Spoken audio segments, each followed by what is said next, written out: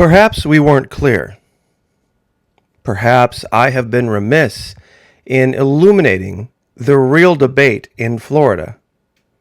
You see, there is no debate over the mask mandate in Florida. The only debate is how nice we are or are not going to be in telling those who want the mask mandate to get the hell out and drop dead. That's the only debate going on in Florida. Because make no mistake, if you want something to cry about, we'll give you something to cry about. Many have said, Florida Maki, you don't understand how powerful Washington, D.C. is. You don't get that. Really? Really, you're adorable. You want facts? Let's do facts first, shall we? And let's boil it down to what it's really about. Can Washington, D.C. force Florida to do anything? The gunshine state. Nobody knows how many firearms are in Florida. The state government only requires registration of concealed weapons, leaving many unaccounted for. How many guns are there in Florida? Nobody really knows. Last April, oh, by the way, where are we here? March 8, 2017. Pay attention to that date. Last April, at the NRA annual convention, presidential hopeful blah blah blah blah bragged that his home state of Florida had well over 1.3 million law-abiding Floridians with valid concealed carry permits. Now that's just concealed carry, guys. That's the most in the nation. Yes, we outstrip Texas, we outstrip California, we outstrip every state in the union by far. PolitiFact has confirmed that, yes, facts first, Florida does have the most guns, and that number has steadily climbed, jumping to 1.9 million at last count on 28 Feb 2016. Yes, that's right, 1.9 million. That's just the concealed carry holders. That's 1 in 10 Floridians. Now imagine the rest. They have the numbers broken down there. Florida law does not require licensing of firearm purchases or registration of the weapons, only mandating that concealed weapons must be permitted. Now, let me put this in perspective for you. The United States Army, grand total, that means cooks, pencil pushers, tire changers, maybe 1 million. Maybe 1 million. Far fewer in the Marine Corps, and when you talk about those under combat arms, way less.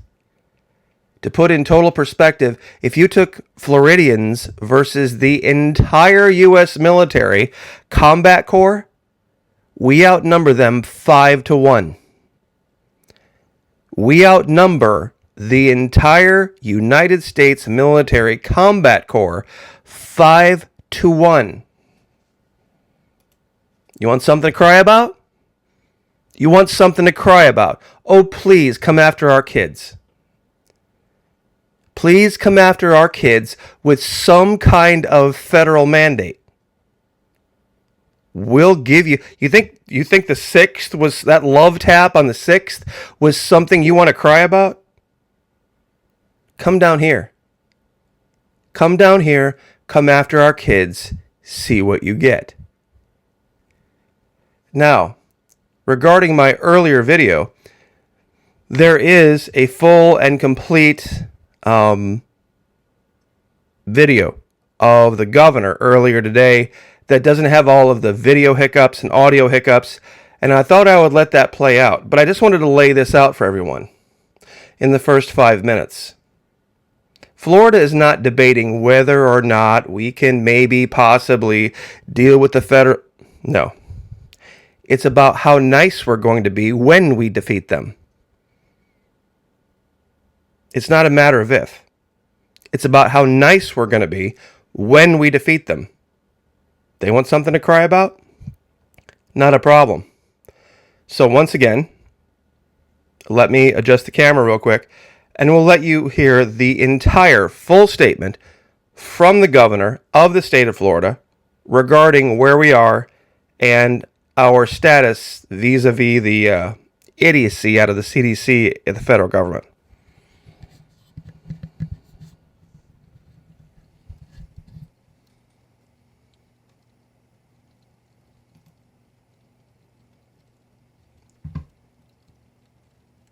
Some great speakers and really here to discuss parents' rights, particularly with regards to the upcoming school year.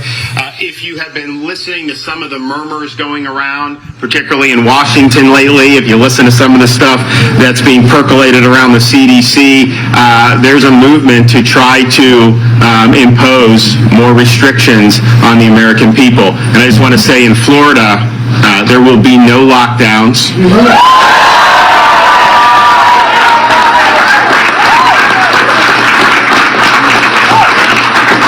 There will be no school closures.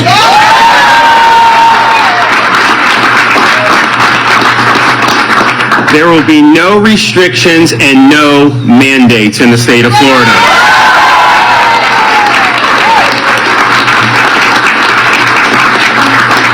Floridians have been, are, and will remain free to choose what's best for themselves and their families, and we will protect their right to work, we'll protect the right of businesses to operate, and we will protect the right of our kids to attend school in person.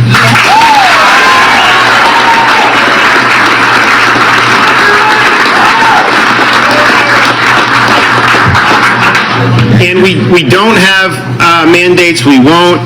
The one issue where we are seeing a potential for mandate regarding local government is with the forced masking of school children in our upcoming school year. And as of today, very few school districts are requiring that. Most of them, I think wisely, are saying this is a parent's decision to make about what's best for their individual kids. But nevertheless, we have a lot of push from the CDC and others to make every single person, kids, staff, have to wear masks all day, regardless of their immune status, regardless of the effect it has on their educational experience. And that would be a huge mistake. If you look back, we were the only large state in the country last year to have an in-person school year for the whole school year. There were many that had massive amounts of their students didn't have access to in-person education.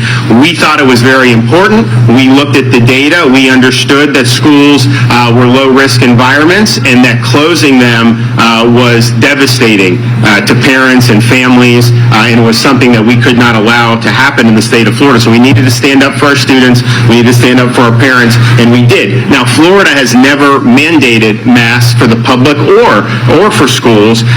Last school year, though, a majority of school districts required the students to wear masks. Other school districts, I think between 20 and 25, did not, and many charter and private schools did not require masks. And so what were the results? Well, a study out of Brown University looked at case rates in schools in Florida, Massachusetts, and New York. And they found, and this is a very credible study, no correlation of case rates and mask mandates. In other words, you had schools that did not have mandates that had similar outcomes as the ones that did require it. And if you think about it, these kids are in school, they have the masks on. When they go out of school and hang out, do you think they're wearing the mask when they're at each other's home? Of course not. So it's terribly uncomfortable, and it's something that a lot of parents have been frustrated about. A lot of students have been frustrated about. I mean, I remember I've had kids come up to me saying like, "Oh, I don't want to wear the mask going forward." But we can say in Florida, the 2020-21 school year, that the districts that did not require masks did not perform statistically different from those who did. The charter schools and the private schools that didn't require it also had similar outcomes. And so we have to look at the data. Even if the data said something else, that doesn't mean you mandate, because there's still individual well-being and freedom at stake and all that. But we clearly know based off last year that those mask mandates in schools had virtually no impact on the overall shape of the viral curves that happen on a seasonal basis. And so CDC's position is every single student every single staff member, every single teacher must be masked at all time. And that is even though CDC's own estimate in March was that 41% of K through 12 students had already recovered from COVID, and so it's likely very more. If you look at the seasonal wave we're experiencing in Florida, that's being driven a lot by a lot of younger people. They're not getting really sick from it or anything, but they are getting it, and they will develop immunity as a result of those infections. And so they don't count that.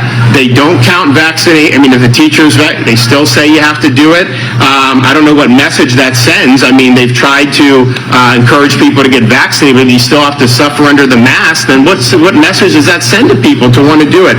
So it's very, very puzzling. But one of the things that's frustrating is there's no end in sight to what these policies will do. There's no off-ramp. We were told that the off-ramp was vaccination. Now we're told that that's not going to be the case, and yet you're going to have to do masking. You may have to do restrictions and potentially other severe forms of mitigation, which we know will have a devastating impact on so many people's lives and livelihoods and freedoms. So CDC's policies, by doing this so ham-handedly, by not looking at things like this Brown study, it really shows a callous disregard for the physical, emotional, and academic well-being of our children. They need to be put first.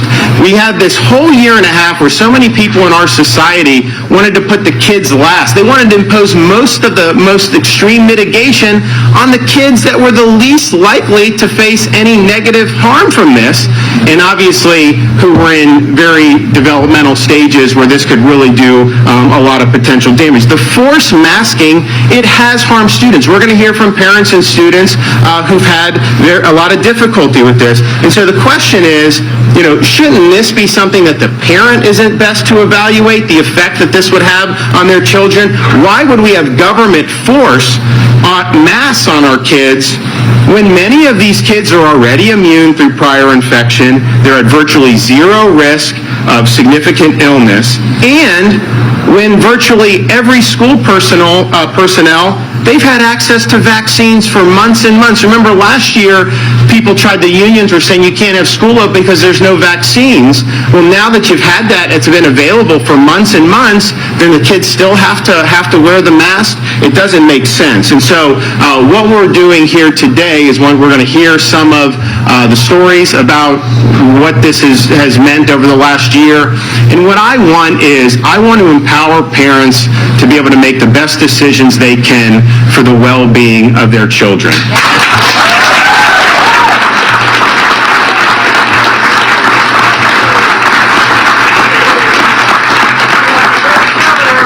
Now, as I mentioned, virtually every school district in Florida at this point has said that they are going to do optional and let the decision reside where it belongs, with the parents, and we encourage them. We're happy with that.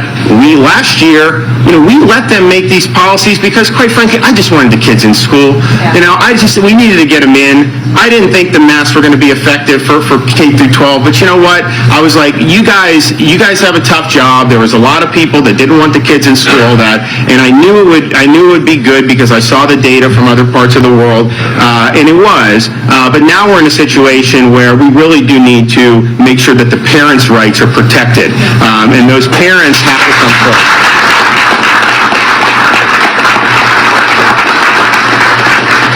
Now, last month I signed HB 241, the Parents' Bill of Rights.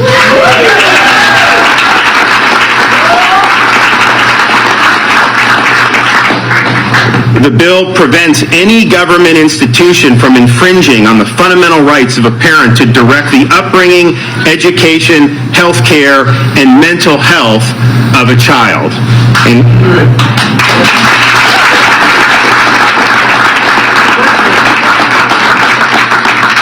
I think that this decision about whether parents want their kids to have to wear masks all day in school, I think that's a decision that falls squarely within the contours of this Parents' Bill of Rights that I signed. And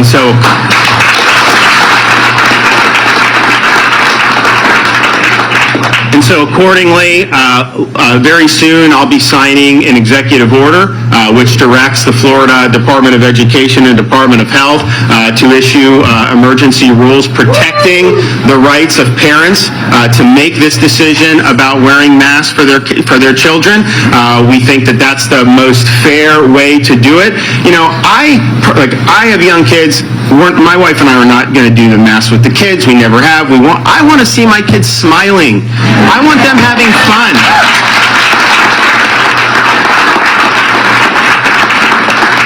And I don't know, I mean, look, my kids are a little younger, but I can tell you, whatever you think of masks, you got to wear it properly. My kids ain't going to wear that thing properly. We know that. So we don't want to, so we don't want to, I wouldn't want to do that. But at the same time, look, if a parent really feels that this is something that's important for their kid, we're not stopping that. They absolutely have every right to equip their student with whatever types of masks that they want and have them go to school if they believe that that's a protection that's important for their children. I think that's the fairest way to do it, to let the parents have the decision. It would not be fair if we told parents who wanted the kids to wear masks they weren't allowed to do it, but it's certainly not fair to force parents who don't believe the masks are good for their kids to force them to have to send their kids in masks. So this way, parents are able to make the decision that's best for their families, and I think that that's the fairest way to do it, and I also think that that's really most consistent with the data that we have seen over the last school year, and the fact that these mandates have not proven to really make a big difference. And so we got a lot of people that are going to come up. They're going to tell some stories. So I'm going to call them up, and then we'll go from there. So I have Jennifer Mitchell and her daughter Samantha. Where are you guys at? Is Samantha here? She's not here. Okay. She wanted to be here, sort of. You're not reading all that, are you? I'll try and cut it down. There's a lot to say. Hi, my name is Jen Mitchell. I'm a mother of 2 children. One is going into 3rd grade with a speech impediment, and the other 5th. I'm also a small business owner, and my husband works full-time. Last year was off to a difficult start between lockdowns and school being canceled. During that time, my husband and I needed to juggle between our jobs that support and feed our family and our children's education. My business could not be left unattended as I work and travel, and we were in crisis mode and trying to navigate online learning with both children. Our children had no contact with other children as everything was closed and locked down. I felt like a terrible parent, and my kids and I both cried on a fairly regular basis. I noticed a change in both kids. Then a sign of normalcy, camp resumed. My kids could be kids again. They came happy, they were sweaty, talking about their day, had play dates, sleepovers, back to normal. We had 0 COVID cases all summer, and the kids did not wear masks. I questioned why our camp was able to operate without a mask and the schools could not. In the fall, I feared sending them to a hospital-like school setting. When I learned of the mask mandates in the 2020 school year, I made it my mission to find a school with no mask mandate or less restrictions on masks.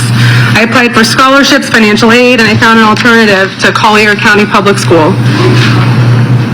I was glad there were less restrictions. However, the masking that still took place was enough to negatively affect my kids.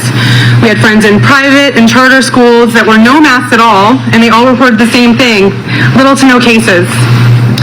It wasn't a perfect world, even with less masking. The kids in elementary had it tough emotionally. My daughter Samantha was a new kid and struggled to make solid friendships. She had challenges reading people, so with the mask, she misread her friends often with their facial expressions, only being able to look in their eyes. This made her nervous, uncomfortable, and often on the defense, causing her to act out. Until this year, Sam has never been in trouble or had behavior issues. Her school counselor said that this misunderstanding and communications were very problematic and caused a lot of discord, especially with the little ones who are socially developing. The counselor said that she used to pass the kid in the hall and immediately know if something was wrong. This year, not the case. Sam hit her bottom last year and we had to seek outside help to learn how to handle her stress and anxiety. She's 8. Not only was it upsetting, we needed to seek out mental health, but we found that we couldn't really find any therapists or child psychologists with an opening because so many kids are having issues this year. Last year, right before we started masking in the schools, I spoke before the school board. I had predicted what was almost alarmingly accurate recap of what actually had occurred. I had told them if we cover all their faces and teach them to stay far away from others as possible, we'll have lasting implications on our children's mental health. I told them to think of how these children will feel if a friend or teacher was fearful of one another. These missing smiles that make our kids feel comforted and loved. Sadly, this prediction came to fruition last year. It happened to my family. But more so, I've heard from many other parents with similar stories and their kids struggling with friendships, anxiety, and even suicidal thoughts or actions. If I had the choice, I may have opted to homeschool last year, but like many parents who have two-income households or two working parents, this was not an option.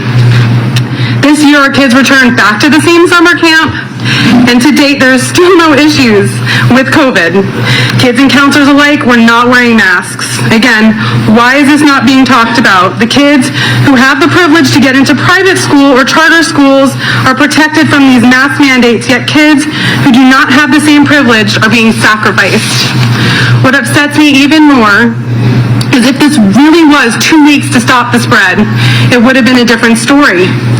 This is going on 2 years of their childhood, 2 years of a world without hugging their friends in the hallway, 2 years of covering up those gorgeous smiles, 2 years of what's supposed to be a stress-free time in their lives. I'm here today as an advocate for all of our children. Please protect our children's mental health this year, and thank you for doing that.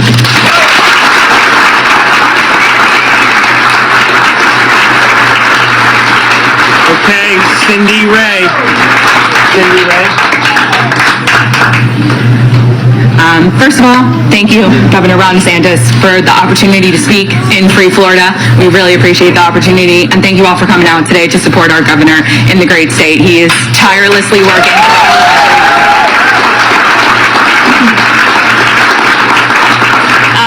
As he said, I'm Cindy Ray. I am a West Coast native, born and raised in Venice, Florida. Very proud of my small little city on the beach. Happy to have moved back from northern New Jersey that I lived in during the majority of the lockdown. I moved back to Florida to become a teacher. I was a teacher for 7 years in Hillsborough County. I'm now a teacher in a local county here. Came back for the job. With all that said, I was willing to do whatever it took to get all of the children back in the classrooms. I wanted to support my families and my friends who had their children at home in not proper learning conditions. Unfortunately, teachers who were burnt out, tired, and just wanted the school year to be over. I could not wait to greet those people and those students in the hallway and in my classroom. As the school year progressed and we were wearing the masks, and I even contracted COVID-19 at a 17-person wedding. Had a quarantine, and that really set me back. And when I got back from quarantine, I said, we have to make this different. I have to be a different teacher. I have to be happy. We have to see the light at the end of the tunnel. I remember one specific student on one very particular day before Thanksgiving. I had pulled my mask down, probably drinking my third cup of coffee, laughing, finally, and he looked at me and he said, Miss Ray, that's the first time I've seen you smile all year long. And I took that student's words and I lived with those for the rest of the school year. I would keep 6 feet away. I would make sure to smile and look at my students and make them feel safe, even though I knew that it was not the right thing to be covering my face all day. But if I could give one smile in 49 minutes, I was going to do that. They needed to see what I looked like and how happy I could be.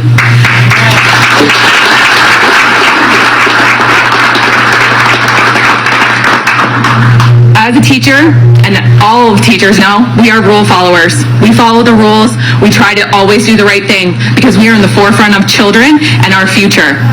However, when I look at this mask mandate, it's not just about just putting on a mask. It's not about just going to get the vaccine. It's about what is going to be next. What is the next just thing? You said, get the vaccine, we can all be unmasked.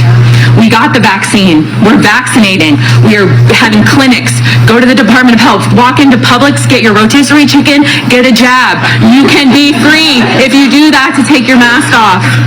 Now, 1 week before school starts here in Florida, the CDC, about faces, turns the policy around. The American Academy of Pediatrics also said the same thing. 2 to 12 years old need to be fully masked all day long. We're vaccinated. We need to get these kids in school. They need to see my smile all 49 minutes of the day. They need to see your smiles all minutes in your home, and they need to interact with people. I had the unfortunate time this year of seeing the depression in the older population of those high school students.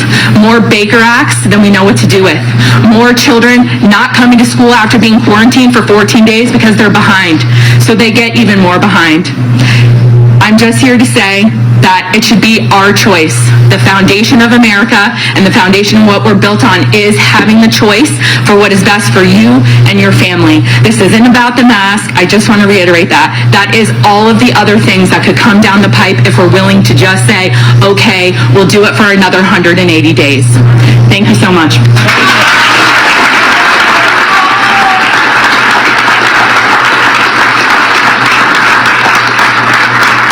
Okay, Christine DeVigli, parent. Hi, I'm here actually representing all three of my girls. And when all this started, I pulled all of them out of school because my middle child has asthma. So, masks were not a possibility for us. And they're also vaccine injured, so vaccines were not an option for us. That first, half of that year, it was okay, but not awesome. But going into the next school year, when they knew everything was going to be virtual the whole time, this beautiful kid right here, she was going into her freshman year last year, and she went into it virtually. This kid has been an A student, and she's in the arts program in her high school. She's never had anything less than a B her whole entire academic career until last year, when she got her first 2 Fs. Yeah, her first 2 Fs. And that happened after she suffered from extreme depression, after she moved out of our house and in with her father because she just wanted to go to school. She didn't care if she had to put a mask on anymore, and she was willing to separate herself from her siblings to do that.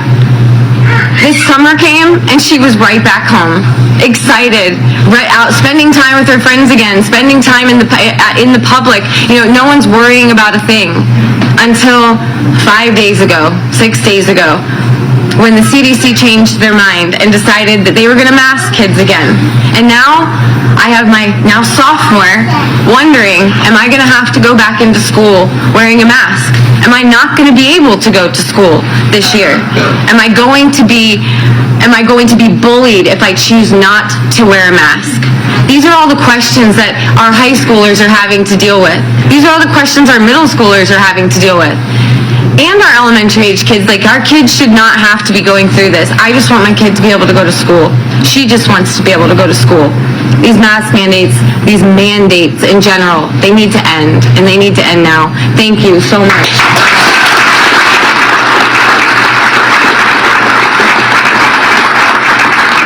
All right, Dan Cook and your daughter.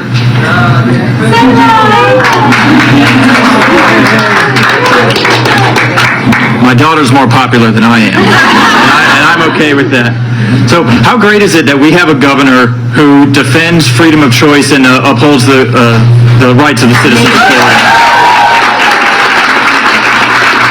So I'm really grateful for this opportunity to thank the governor for his leadership. I live in Collier County. I'm fortunate enough to be a parent of a charter school student, so she's never had to wear a mask except for when we went into the school board meetings to try to protest the mask mandates. And I bring that up because I speak to a lot of parent groups and parents across the state and across the country who are frustrated with school board members or superintendents who listen to the health departments and listen to the CDC and here in Florida, they're bucking the governor, and they are continuing to push the masks on our kids. And I want to share the story of Collier County and what we've been able to do there through the grassroots and, of course, with the big assist from the governor. We have been able to push the mask optional policy from the school board members, but not just a watered down, we're going to do what the CDC says mask optional policy, through the grassroots efforts, through parents going to the school board members month after month after month, making use of our public comments. We were able to get the school board members to push back against the CDC, against the health department, and against their superintendents.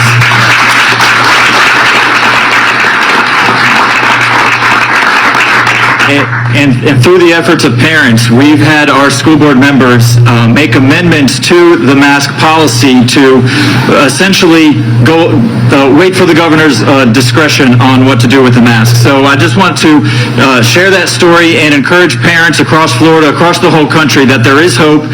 If you organize, if you get into these meetings, that's how change happens. So.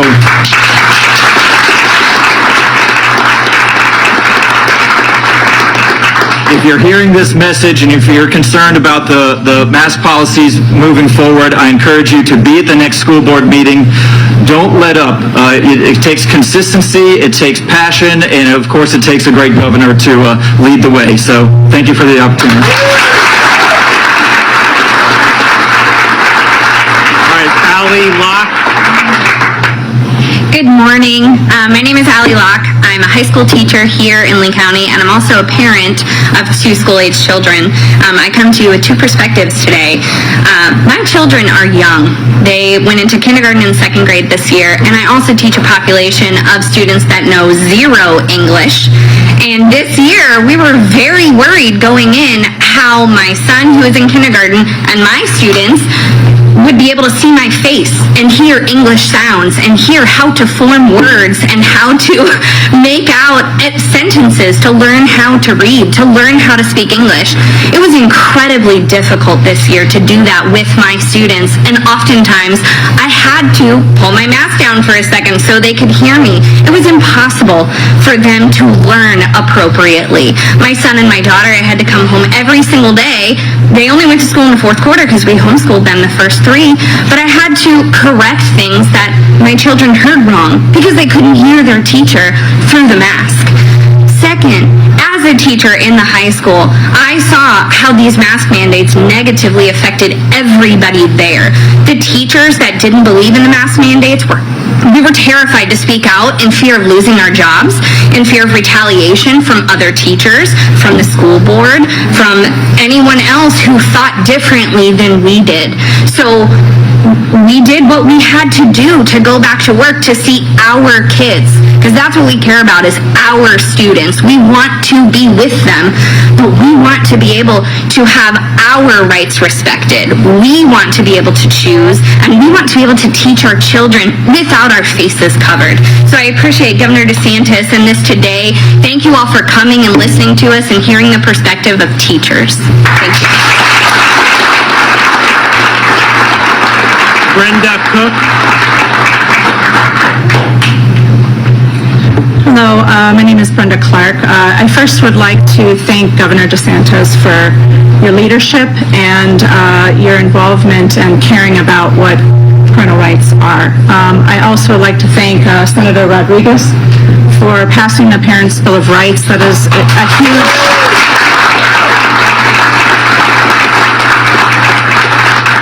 That's a huge, huge win for parents across Florida. We have the choice to raise our children the way we see fit. I spent the entire school year with, I've had to basically take a leave of absence from my job. My daughter stayed home. She has severe asthma. The school would not allow her to attend school without a mask, even though she had 2 doctor's notes and they said she could wear one for short periods of time, but not all day. The school district, after an entire year of fighting them, would not allow her to attend. So she, along with me, we took the school district for due process hearing and actually took them to court. I'm waiting, hopefully, a ruling this week, but my message is don't stop fighting for your kids. I also am a co-founder of Parents' Rights, Parents for Informed Choice, and not only do I represent my children, but I hope that our organization helps parents get the courage to fight for them as well. Thank you.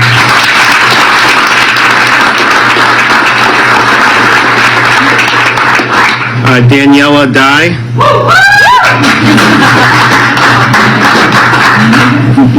Hello, everybody. So one of the things that we've talked about is the disproportionate accommodations that impacts the masked people, whether it's in school or whether it's in the grocery store if we've gone to Publix. When my husband was growing up, he was a part of a household that was mixed race. When we got together, he explained the story to me about his father. His father was the first to enter a class that was desegregated. I thought it was crazy. I couldn't imagine anything like it. And then I went to Publix, and when we went to the stores, we were segregated. When we went to schools, we were segregated. We have this constant separation of classes, and it is enforced by rules that are federal, and I'm glad that we have a governor that has come into place to make sure it's not in our state.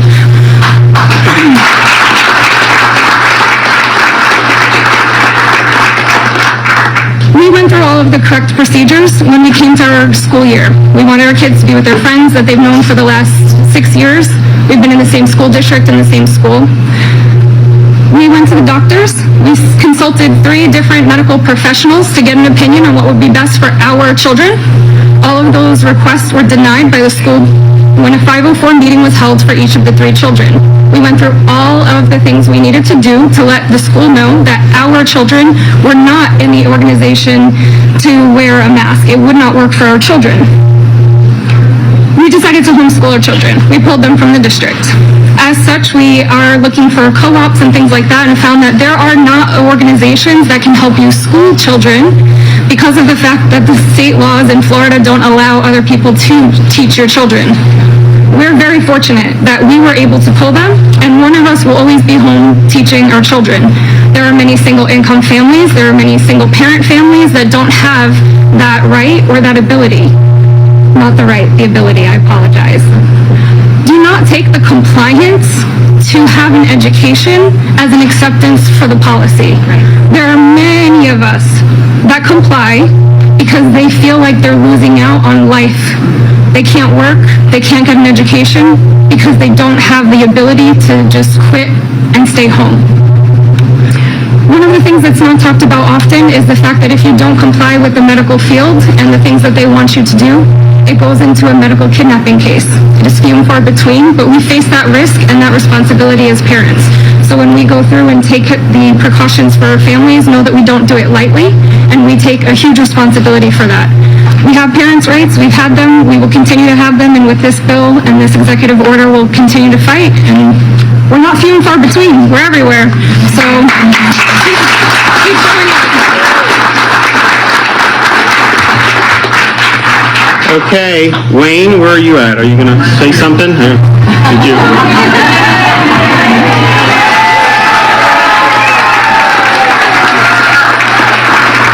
Well, I would just like to thank the governor on behalf of all the business owners. We opened up last July this location. We didn't know if we were going to make it. And thank God to our governor. We're here, we're thriving. Hundreds and hundreds of thousands of businesses that have not made it. I have friends all across the country, 40 years, 50 years in business. They lost everything. That could have happened to us. But thank God for our governor.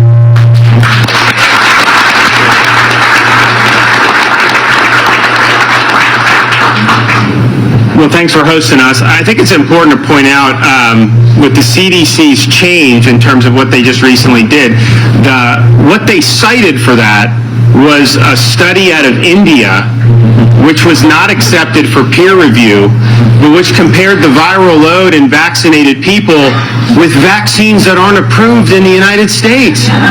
And so what does that have to do with this? So they claim there's all this data. They haven't produced data. They produce these models, which is just all the assumptions you can put in.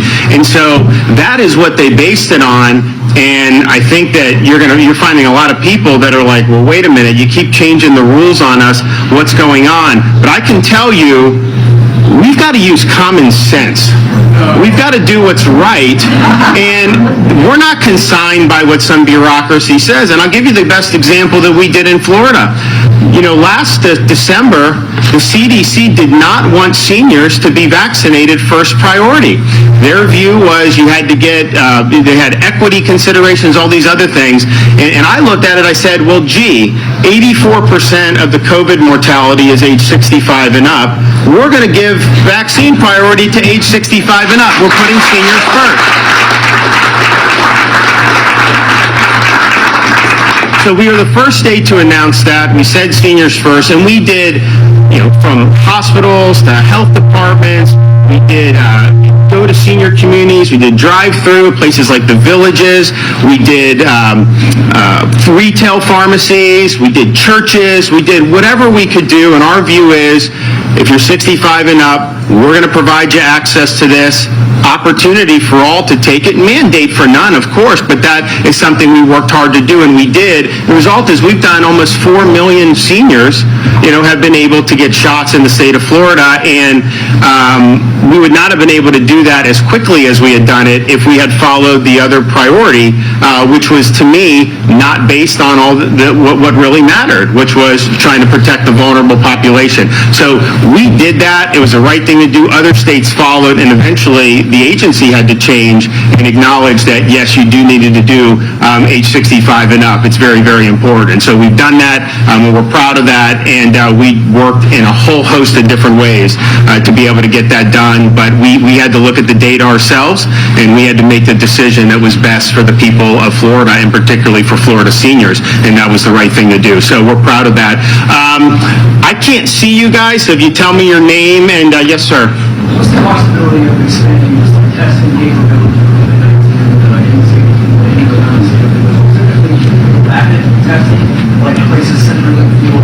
So there's a whole host of testing. I mean, you go almost every corner now. This is a major cottage industry. Pretty much every retail pharmacy, you can get a test very quickly. And I think these are just very ubiquitous throughout the state of Florida. So we think that's, the way to do. Just like with vaccinations, we're not running sites necessarily anymore like we used to, because it's out in the community. You can go in any drugstore and get it, and that's just that. Yes, sir. Yes, Brian Leslie, Florida Voice. I just wanted to ask about, we're not talking enough about what the media is doing with overhyping of COVID. Do you think that plays a role in these knee-jerk reactions that we're seeing throughout our county, enforcing that some kids? So the question is media how they deal with COVID? Well, look, I mean, they try to present it in a way that is most likely to create angst in the population. There's just no doubt about it. I mean, for example,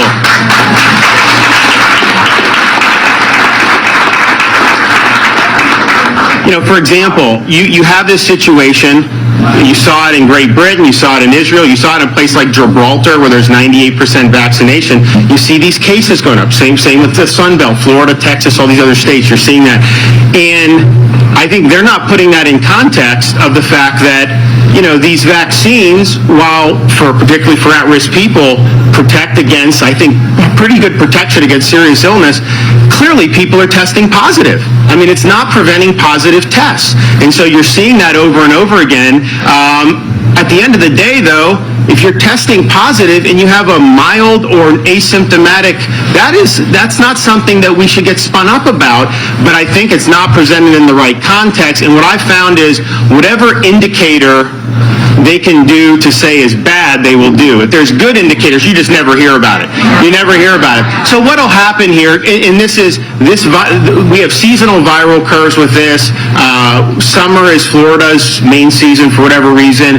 So you saw it in Arkansas, some of those, they're now going down. We're going to get to the top of this thing pretty soon. It's going to go down. Then you're going to start to see it go in more northern parts of the country, the Midwest, some of these other places.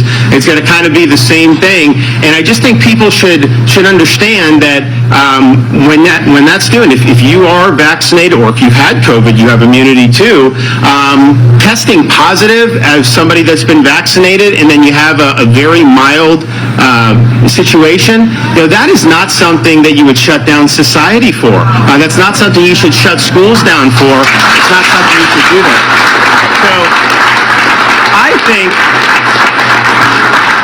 So I just think what we've tried to do in Florida is not try to play off fears, not try to ratchet up any hysteria. Just understand, put the facts out, let people make decisions that are best for them, and particularly on the fact that, look, we had hoped with the vaccines that they would produce herd immunity, that you would not get infected, but we are seeing people test positive. I mean, I think you're probably less likely to test positive, but you are seeing it. So just put that information out there. Let people know that that's what's happening and that's what could be expected going forward. But always keep an eye on all these important things in our state, particularly our kids who are coming into schools. And I'll tell you, you go back last summer when we said we're going back. Oh my gosh. If you remember that hysteria, I mean, they were saying that, oh, the kids, this is going to be so bad, all this other stuff. And here's what I knew. I knew that they had an agenda that they were trying to push. I knew what they were doing.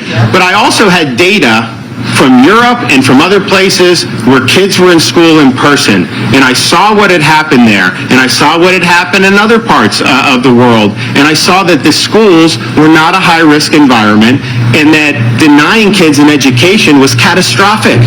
And so why would we not make every effort to get them back in, especially given the data that we had at that time? And so we did it.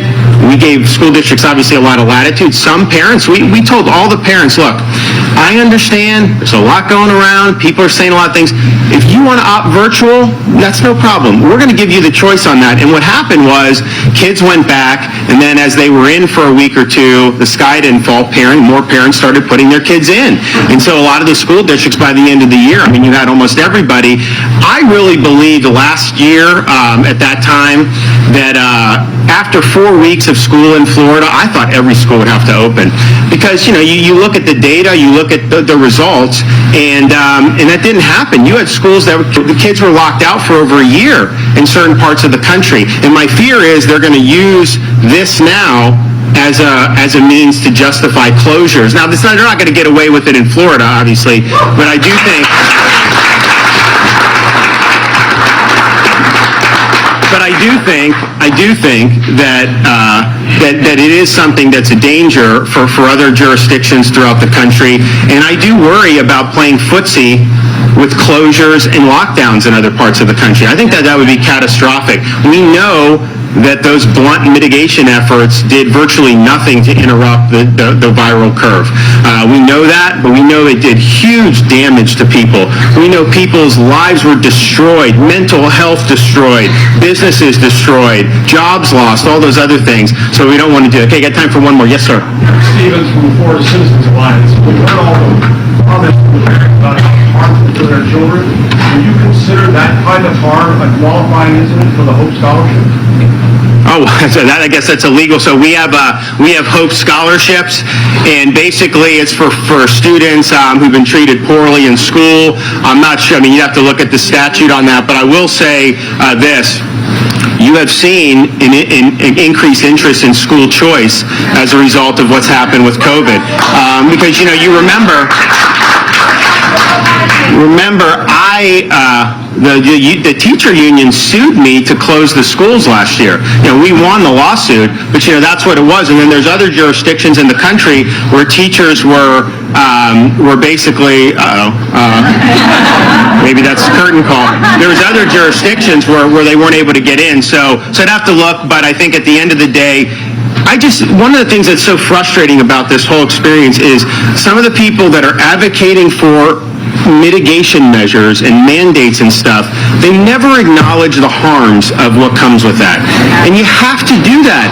And so, for example, you know, when this all started, we knew nursing homes were going to be a big source of problem in terms of the elderly population.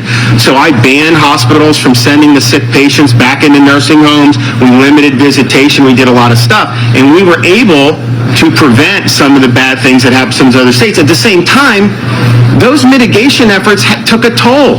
And as we went on, I had to get those families reunited with their loved ones. We couldn't just do it indefinitely. So it's a balancing act, and I think we probably did the right thing because we reduced, we saved a lot of lives doing that, but at the same time, you had huge problems when they're not able to live normally with people coming in to visit like that. So we restored the visitation last summer, and we got that going again. And then obviously we prioritized nursing homes for vaccines, so we did all that. But we were always mindful of, okay, what could happen negative on this? And my fear and frustration with the things like the masks is the CDC's never asking questions about, okay, having a kid in a mask for 7 or 8 hours, is that healthy for the kid? What negative impacts are happening for that? Obviously, we've spoken with a lot of students. I mean, a lot of students just want to be able to breathe free. They don't want to have to do it.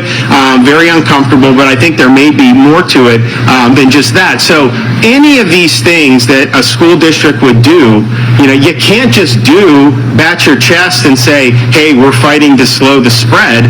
You have to look and say, what is the ramifications of that? And I think after a year of being in school, we should be able to look at this and say, were those policies instrumental last year in engineering better outcomes? And I think we have examples of school districts that didn't do that, private schools, charter schools, and basically the outcomes were very similar. Thanks, everybody. I got to run. We'll see ya.